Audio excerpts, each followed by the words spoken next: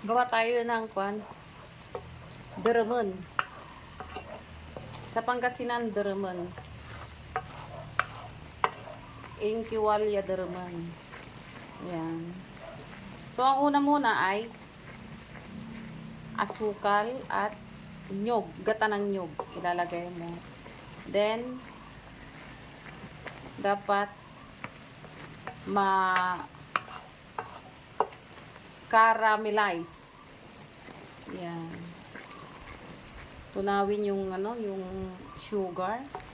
Then pakuluin ng pakuluin hanggang sa maging caramel yung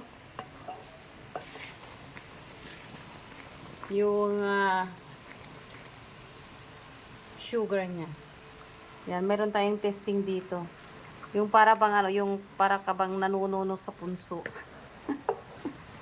Yan. Ito yung sinasabi nilang deramen. Napakamahal ng deramen na ngayon. Kasi bawat taon naman ay tumataas yung presyo ng deramen. Deramen sa ano, Pangasinan ito eh. Masarap siya. Ano ito eh? Itong nakuha namin, maganda siya. Yung iba kasi, peke. Ito, kahit na mahal siya. Pero, masarap. Yan.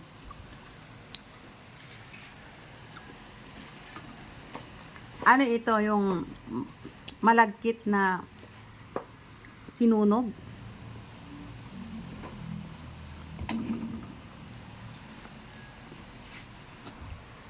Nilalagay doon sa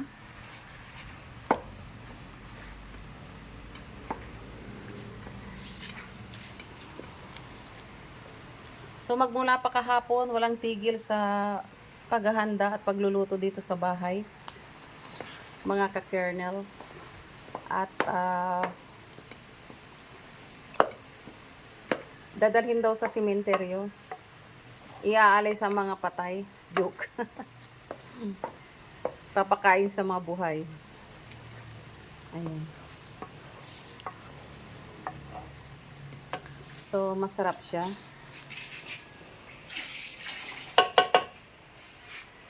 Ayan. Ilagay tayo dito.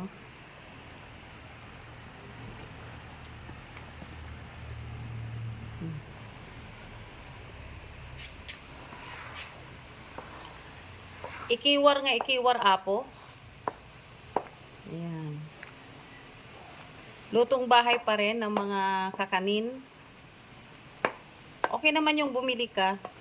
Pero yung iba kasi yung mayroong haplos ng pagmamahal. Ayan.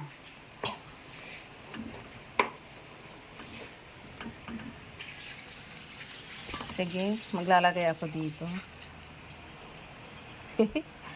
Mitir. Sarap siya.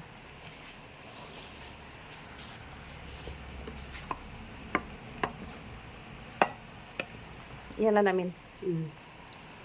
Okay, makulukula eh.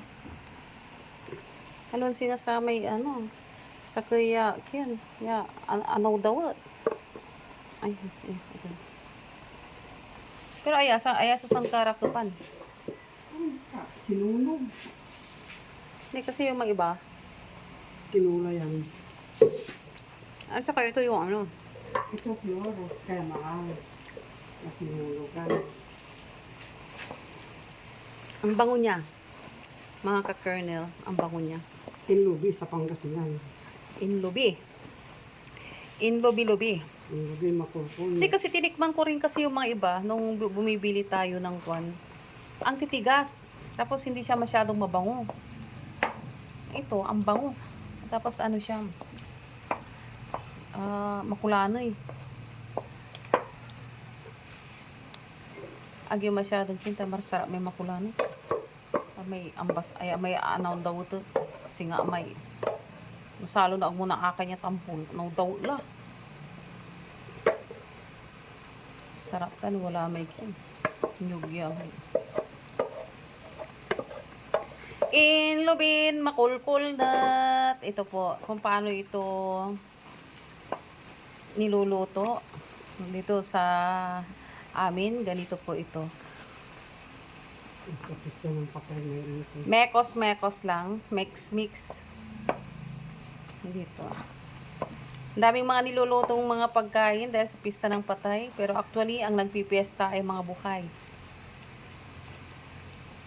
Pero yun ang kasi nakaugalian nating mga Pilipino.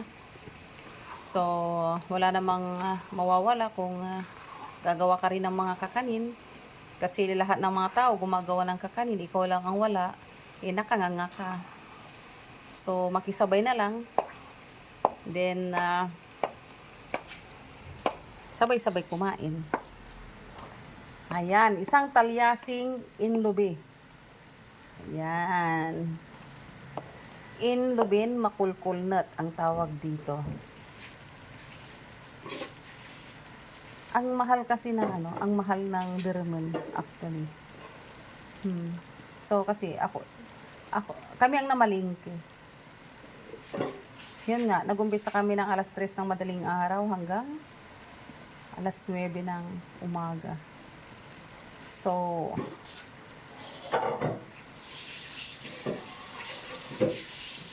maganda kasing mamalengke ng ng madaling araw.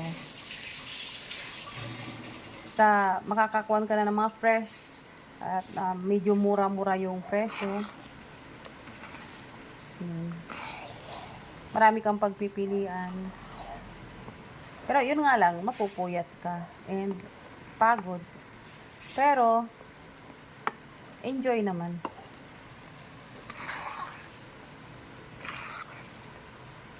Yan. Ihalo ng ihalo hanggang sa siya'y maluto. Ayan, so kukunti na yung kwan niya. Anti panginan nyo sa tanibulong na punti. Pero, minsan ka rin pinupunti. Ayan. Ayan. Okay na siya. Pwede na siyang kainin.